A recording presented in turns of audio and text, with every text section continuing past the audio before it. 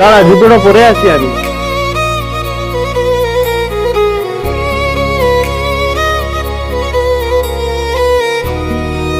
চল রে, এই পাড়াটাতেই তো রে।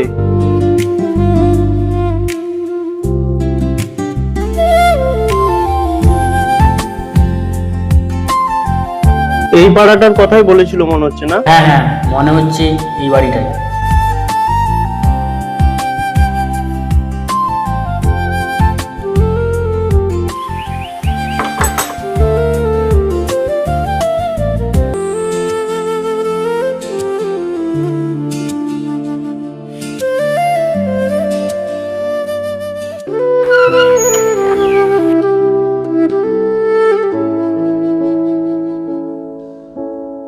কাকে চাই?